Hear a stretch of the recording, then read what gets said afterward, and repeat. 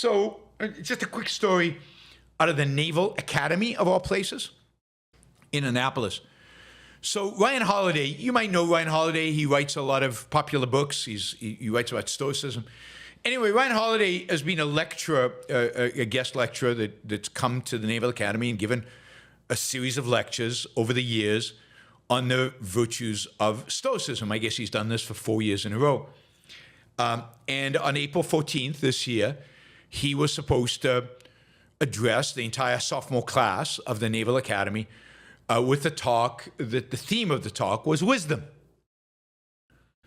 About an hour before the talk was about to begin, he gets a call from the authorities at the school basically saying, look, we reviewed the slides that you submitted, and one of your slides talks about the fact that 381 books have been removed from our library on campus, and we'd like you not to talk about that. Now, these books were removed as a consequence of Executive Order 14151 that Trump signed, which ended racial and wasteful government DEI programs and preferencing. And as part of that, they interpreted it as pulling books that might somehow in some way be interpreted as racially related to DEI in some way or another, which is ridiculous. And those books were removed. Ryan Holiday, who's a believer, that you shouldn't remove books from libraries, was going to comment on this in the context of wisdom, in the context of discover what wisdom required. And why wisdom often required reading the people you don't like, reading points of view that are opposite of yours. Okay. Anyway, he refused. He said, no, I'm not going to take that slide out. I'm not going to not talk about this. It's important to my talk. Well, once he declined, the lecture was canceled, as was another talk he was going to give to the Navy football team about his book on Stoicism, right? So this is pretty stunning. Not only is it stunning that the Naval Academy kind of took out of its library 381 books because they were, politically incorrect. Talk about cancel culture. This is cancel culture of the right. But that the Naval Academy, and that there was an executive order demanding this in a sense, or the interpretation of it was, nobody in the Naval Academy seems to have stood up against this. And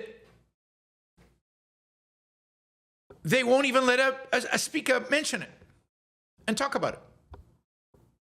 Like, knowing what your enemy thinks is really crucial, even if you believe you're your enemy. And, Ryan is a guy who's spoken up against book bannings many times in the past, so it's not the first time he would have spoken about this. But it's pretty sad. It's pretty sad. I had here some of the books that were taken out.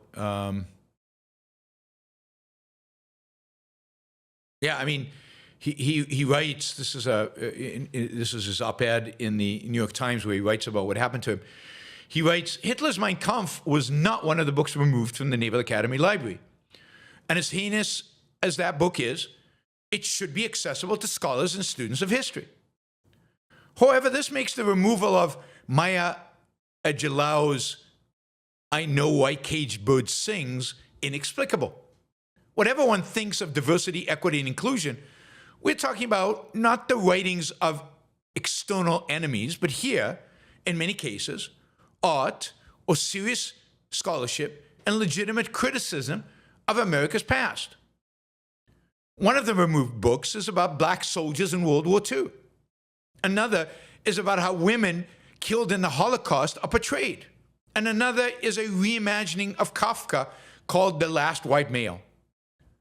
No people at any public institution should have to fear losing their job for pushing back on such an obvious overreach, let alone those tasked with defending our freedom, Naval Academy. Yet here we are. So these are the kind of books that were banned. I mean, what are they afraid of exactly? And this kind of puts to rest the idea that cancel culture is a phenomenon of the left, and that censorship is a phenomenon of the left. And indeed,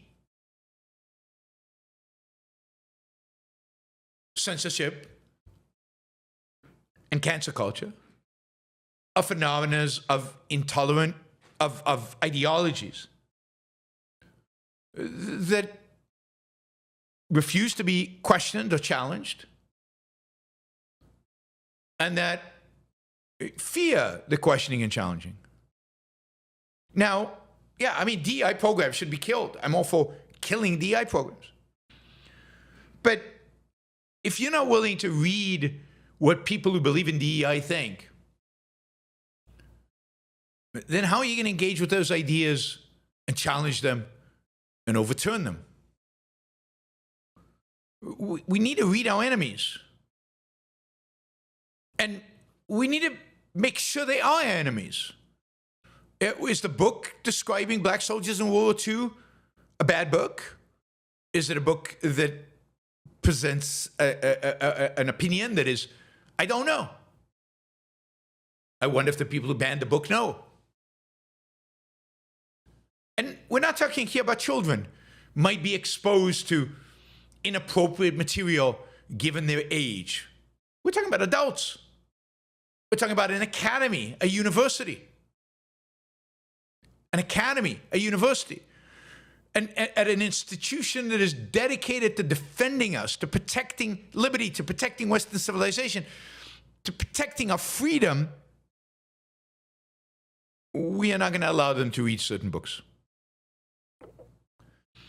That's the right for you. That's the new right. That's the Trump administration. That's all based on an executive order.